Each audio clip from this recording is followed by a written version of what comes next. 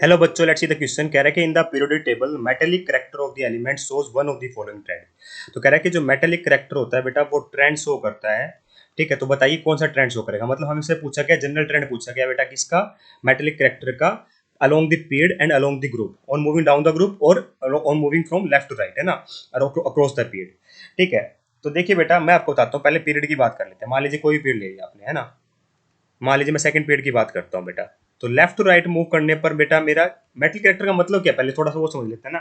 Metal character का मतलब simple सा ये होता है बेटा कि ये रेफर करता है to the level of reactivity of metal. ठीक है, रिएक्टिविटी ऑफ मेटल को रेफर करता है। मतलब metal tends to lose electrons in a chemical reaction. Metal क्या करते हैं बेटा, हमारे इलेक्ट्रॉन्स को क्या करते हैं, लूज करते हैं केमिकल रिएक्शन में, है ना। तो इसका मतलब क्या होता है कि उनकी लो आयनेज एनर्जी है। ठीक है, तो हमें इतना पता होना चाहिए बेटा कि लेफ्ट टू राइट मूव करने पर क्या होता है बेटा, मेरी आयनाइजेशन एनर्जी क्या होती है, मेरी बढ़ती है। अब आयनाइजेशन एनर्जी बढ़ती है, अब आयनाइजेशन एनर्जी का मतलब क्या होता है, amount of energy required to remove the electron. ठीक है, मतलब ज्यादा एनर्जी चाहिए बेटा लेफ्ट टू राइट मूव करने पर इलेक्ट्रॉन को रिमूव करने के लिए।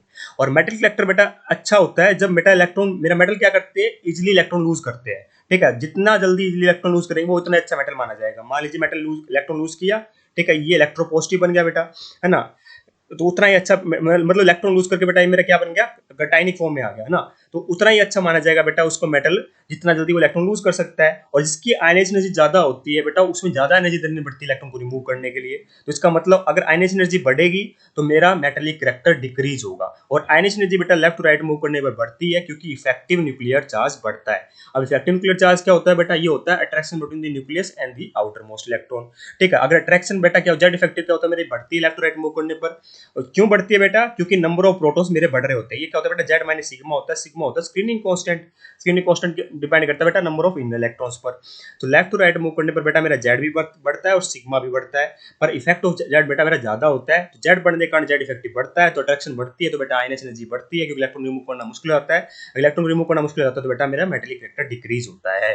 तो लेफ्ट टू राइट मूव करने पर मेरा अलोंग अक्रॉस द पीरियड आप क्या कहोगे, मेटेलिक कैरेक्टर मेरा डिक्रीज होगा। वहीं अगर आप ग्रुप की बात कर लोगे तो on moving down the group, आप बताइए क्या होगा। On moving down the group क्या होता है बेटा, मेरा साइज इंक्रीज होता है क्योंकि नंबर ऑफ सेल्स इंक्रीज हो रही होती है। अगर साइज इंक्रीज होगा बेटा तो मेरी आयनाइजेशन एनर्जी डिक्रीज होगी क्योंकि इलेक्ट्रॉन को रिमूव करना आसान हो जाएगा, है ना। साइज डिक्रीज होगा तो बेटा दूर हो जाएगा इलेक्ट्रॉन, तो रिमूव करना आसान हो जाएगा। अगर आयनाइजेशन एनर्जी डिक्रीज होगी बेटा तो मैं क्या कहूंगा, मेरा मेटेलिक कैरेक्टर मेरा इंक्रीज होगा क्योंकि वो आराम से इलेक्ट्रॉन लूज कर रहा होगा।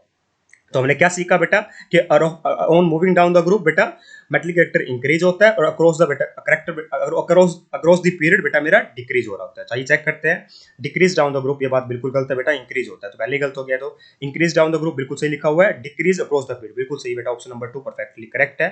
थर्ड कह रहा है इंक्रीज अक्रॉस द पीरियड, ऐसा कुछ नहीं है बेटा। डिक्रीज अक्रॉस द पीरियड तो बेटा मेरा डिक्रीज करता है ना। ठीक है, हाँ डाउन द ग्रुप जो इंक्रीज करता है। फोर्थ कह रहा है कि डिक्रीज अक्रॉस द पीरियड, बिल्कुल सही लिखा हुआ। फिर आगो आल्सो डाउन द ग्रुप, नहीं डाउन द ग्रुप इंक्रीज करता है, तो यहाँ गलत हो गया। Hence option number 2 is perfectly correct here. I hope you understand the answer. Thank you so much.